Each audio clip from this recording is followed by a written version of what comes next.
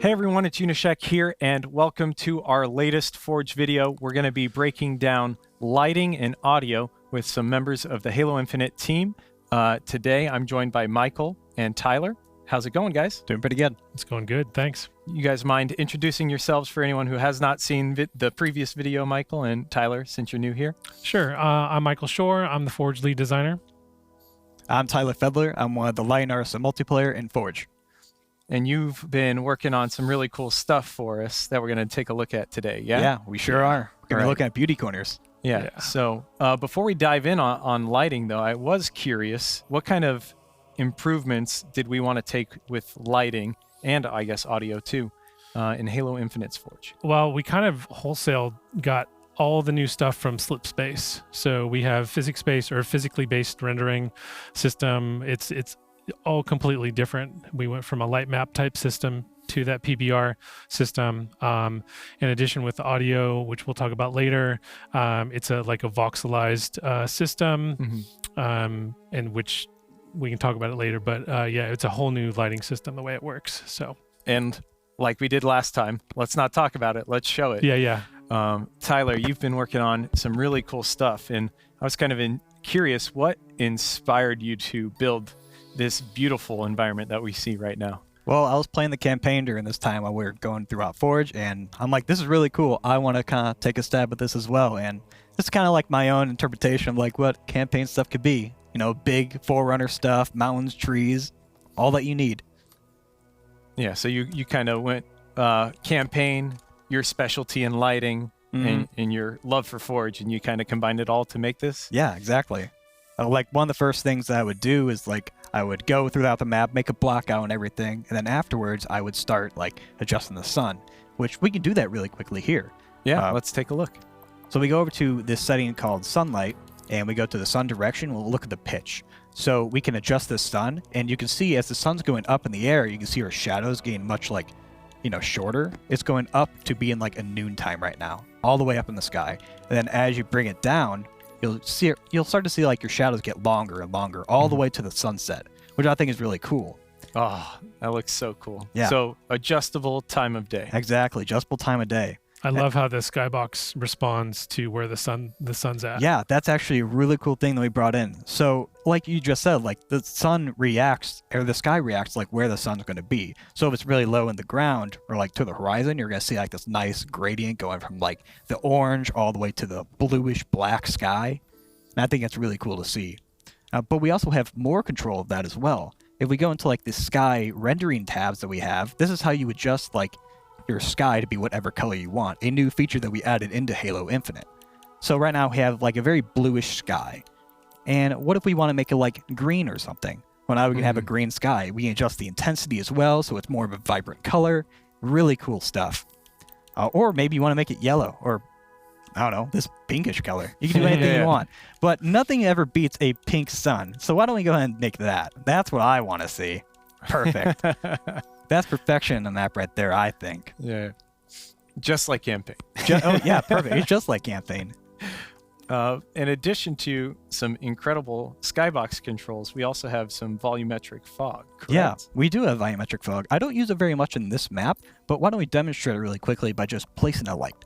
So we'll go into the light section, place down a generic light, and we have a light that's kind of brightening up the environment. We'll go into map settings. All the way down the fog area, you'll see this volumetric setting called enable. Set that on, and now you can see your lights are casting this type of fog.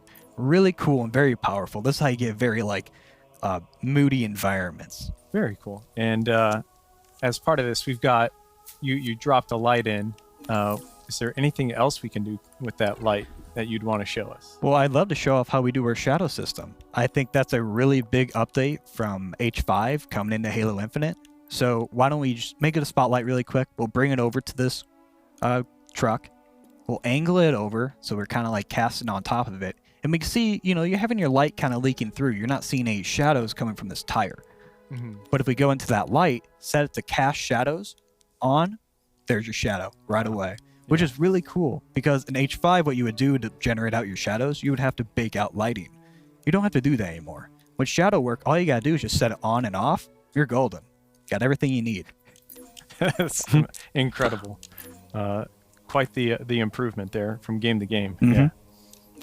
Yeah, another really cool thing about the shadow system is, well, why don't we explain what a static shadow is going to be? Sure. Static shadows would be like walls, floors, anything in the environment that's not going to be moving. Mm. And then you have another setting called dynamic.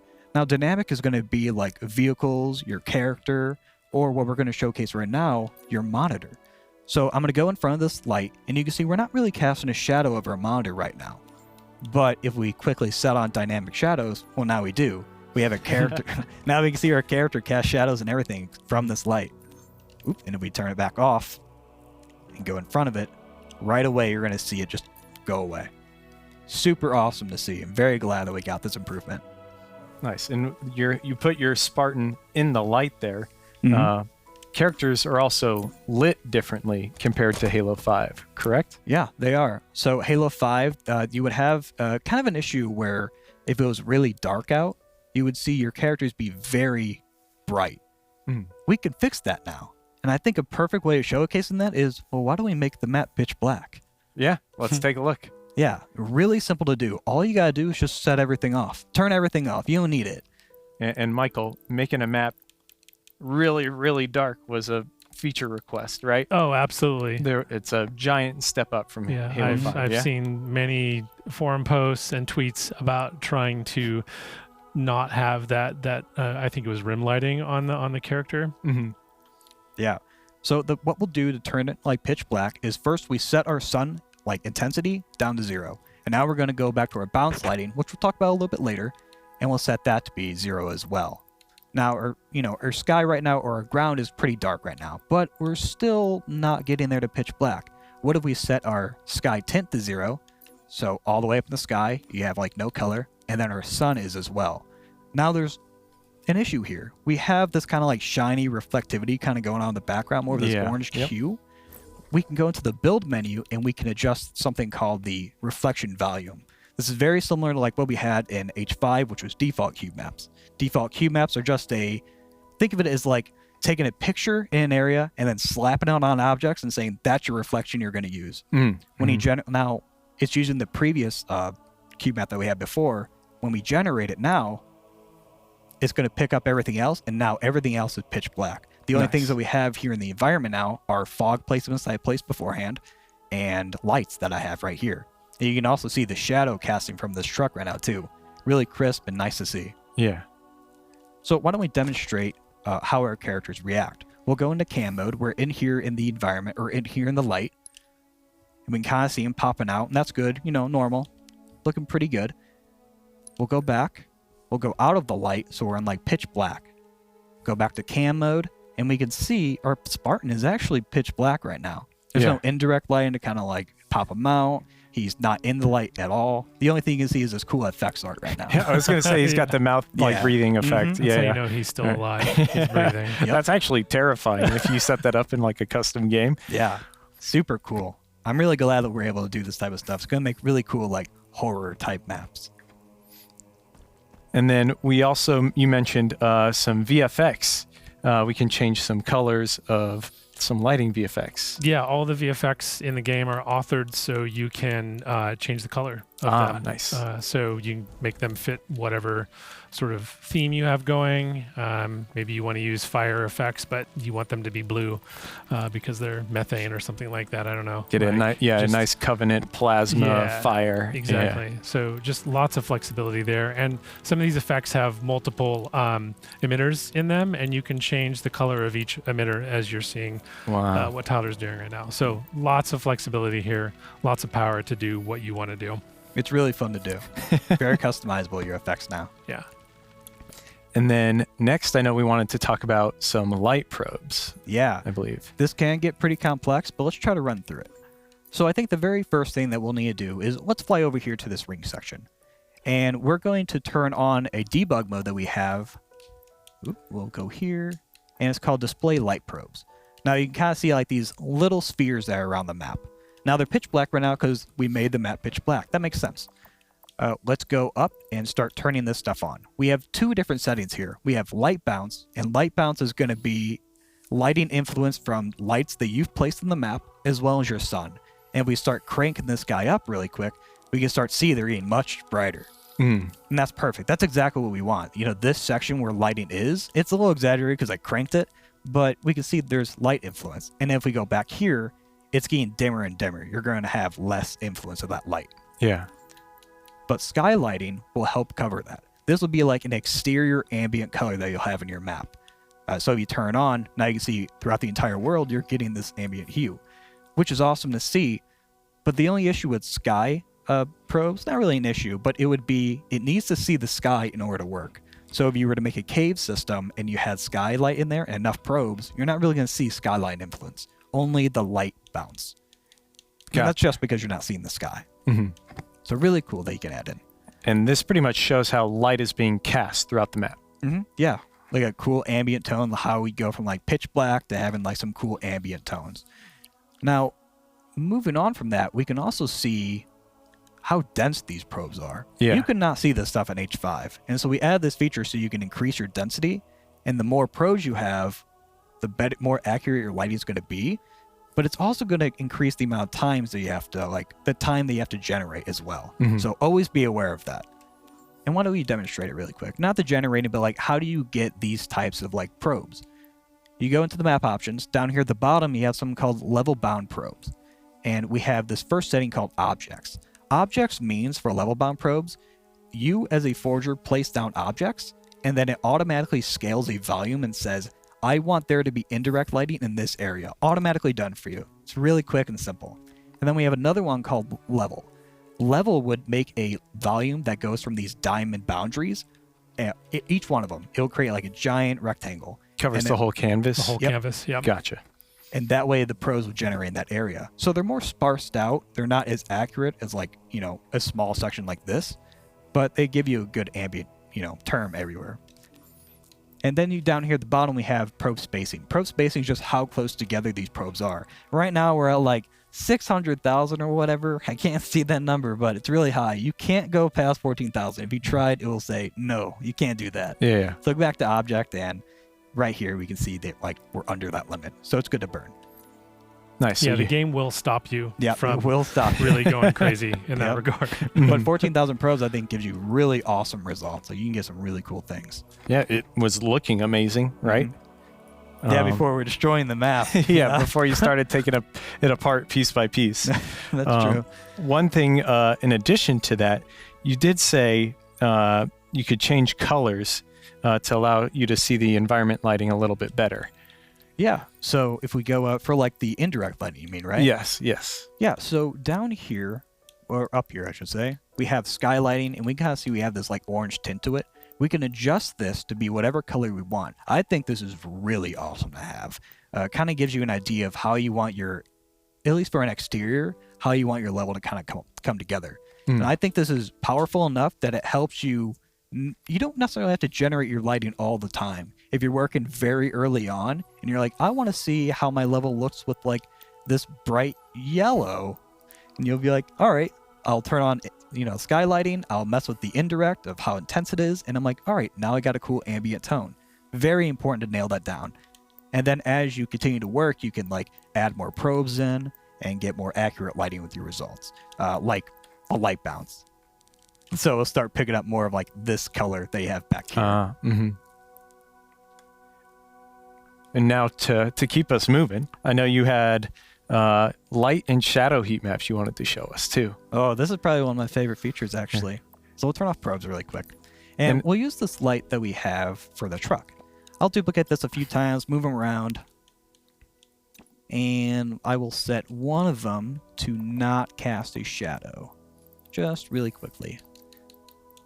And No this shadow was feet. a pretty popular request we're about to show off, right? Super valuable to our power like Forge users, right? This is definitely like what we inherited from Slip Space. Like this is helping you control your light overlap and your shadow overlap to help better control performance. Yeah, Gotcha. It was always a big concern in Halo 5. People make out these maps, they look awesome, but then you get to the performance stage and you're like, man, the first thing people always delete was lighting. And we're like, well, how can we help that a little bit so people don't do that and have cool looking maps? You can have this overlapping area here. So you go into debug, in the tool settings, you have this thing called shadow overlap. and light overlap. Light overlap is going to be, these lights are not casting shadows, but you can start to see like the more brighter color this gets all the way to this beige, the more expensive these lights are going to be. It's a full-on heat map. Oh Yeah. yeah, it's really Oof, big, yeah. very nice to have, and it's the exact same with shadows. Because shadows are going to be a little bit more expensive than normal lights, and whenever you can see that difference, like you can see here, we're only casting like 2 shadow lights, when here we're just casting like 8 of them or 9. So really helpful to have. And then I think the last thing we wanted to touch on this map was reflection volumes. Reflection volumes, yes. Yeah. We mentioned this a little bit earlier Yeah, about yeah. the default You cube alluded map. to it, yeah. But there's something in the map that hasn't really been adjusted when we were messing around with our indirect lighting. So let's crank up our indirect lighting. And you may have noticed like we're getting these black hexes in the background. And this is because these are fully metal objects. Fully metal objects are not really going to take in diffuse lighting like we are with the indirect. But it is going to take in nice specular information. And that's what these reflection volumes are for. So we have this like chrome ball that's right here. We can see it's picking up the sky, but overall it's pretty much black. Let's go ahead and just generate this. Reflection probes, build selected, and now we can see we're getting a nice tone on these hexes now. They're not pitch black anymore. And when we go up to the actual chrome ball, we can see that it's actually taking a picture, and it's doing that exact thing of just slapping that picture on top of these objects. There's your reflection. So that reflection volume orb like takes a 360-degree picture and then allows it to project that as a reflection on like nearby objects. Yeah, it's super useful to have. If you think about how we did use this in like campaign, we use this all the time in campaign for like dungeons, the Forerunner dungeons, plastered everywhere at the cube maps. That's how you get an ambient tone. So if you ever use anything that's more metal, always use the reflection volumes. You're going to get some really cool looking stuff with that. Very nice. And I think that wraps us up on this beauty corner that you got to work on. Yes, we wanted to take a look at a map some community members were working on in our Forge Council flight. So if we want to jump on in there, we can absolutely start flying around Do you want to drive? and take a look. Yeah, Tyler, if you want to drive there. right now. We've got, we're in the shadows here in a very dark map, and we've got a Warthog, a truck. What are we looking at? So Nitro and Mythical Fritz been working on this map. They want to make a really dark map, which I think is awesome to see. And I think they're doing a really cool job. It's still a work in progress they're working on, but why don't we just take a look at like some things they've been working on with lighting. We're getting flickering lights. We're in a cave section. They're getting a little campfire over here as well. The nice effects and the orange lighting. Like, this is really cool. I love how it's coming out. And then if you start looking up in these trees, you'll start to see they're getting a little bit of this moonshine and nice like rays coming through. Oh yeah, yeah, yeah. These rays are coming from light cones. Light cones are also making an appearance from H5 again, which gives you a really cool depth to your atmosphere and just helps so much. We use it all over the place in MP and campaign. And another really thing they added was adding in like the moon.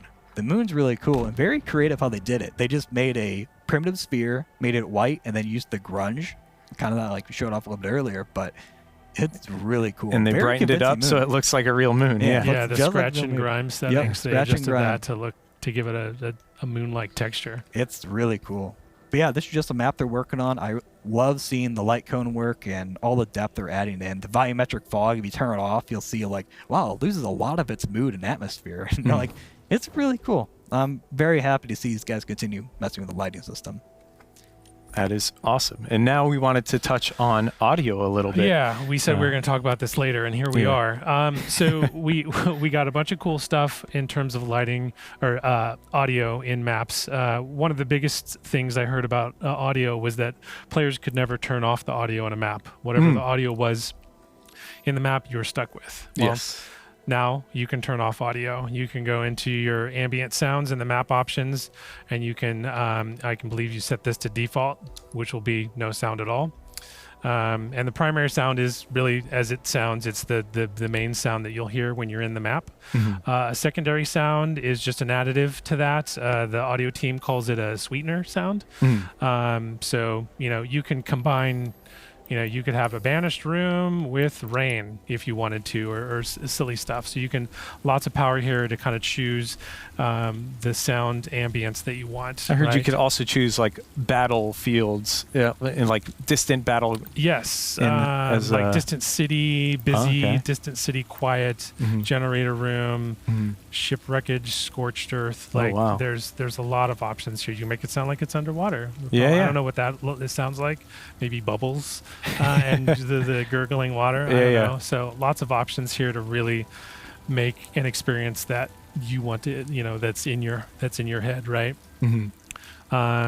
We've also got the ability to change the reverb of whatever environment you're trying to make. So it can be a very reverb is basically the echo of sounds in an environment, and so you can change basically how much reverb you get in any particular map. So it can be wide open, which would not be a lot of reverb, almost very little, to like interior, large, like maybe that sounds more like a cathedral, where lots of echo, right? So super powerful in that regard. And then the also audio effects. The audio effects. This helium will pitch up all the sounds in the map, and space. What does space do? Space makes it sound like outer space. So if you wanted to, of course it does. we've had a few people remaking campaign missions in our Forge videos here. You could use this and make it sound like Halo 4 and Halo 2 had some outer space, right? You're just outside the ship, and you get that kind of nice space sound effect. You can kind of, I think it's Cairo Station in Halo 2 and a couple maps in Halo 4. Yeah. Yeah, and then also like you can preview these while you're in edit mode, but if you don't want to do that, you can toggle those off, and then when you go into play mode, you'll be able to hear the sounds that you've done. And similar to how we've been talking about the lighting being built, audio is also built. So when you can see here, we've got these audio emitters placed.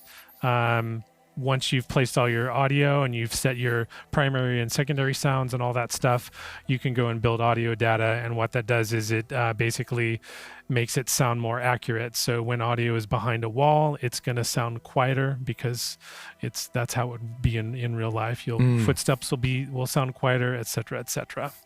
And that's the obstruction being generated? Yes. Okay. Yes. Nice. Very cool.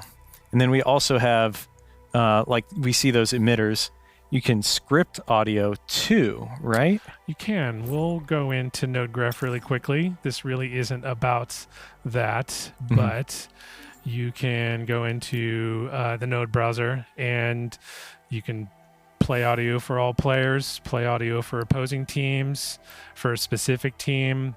You can set an audio loop on a specific object. So lots of power there to not only place ambient sounds that run all the time, but also place scripted sounds that will start to play and stop to play based on events that happen. That is very, very cool. Yeah. And I think that pretty much wraps up what we wanted to talk about today. Was there anything else you guys wanted to cover or say before we wrap up? I think we're pretty good. I am very excited to see what everyone makes in the Forge levels. Everyone's been making already really cool stuff, especially with the lighting. And I want to see them use this stuff now. Just blow me out of the water. Like, what are you going to make now? Yeah. It's really cool. Yeah, I feel the same way. Every time I listen to this guy talk, I learn something new about Forge, which is kind of amazing. So really appreciate that. But yeah, what I've seen so far from the Forge runners and everyone else has just been really insane. So I'm looking forward to how crazy it's going to get. Yeah, me too. Yeah. Well, I'm just going to say thank you so much for joining us, and thank you for joining us as we wrap up our third video here on Forge. We will have another video coming out soon talking about asset and file management, so you can look forward to that. But thank you so much for watching, and we will see you all next time.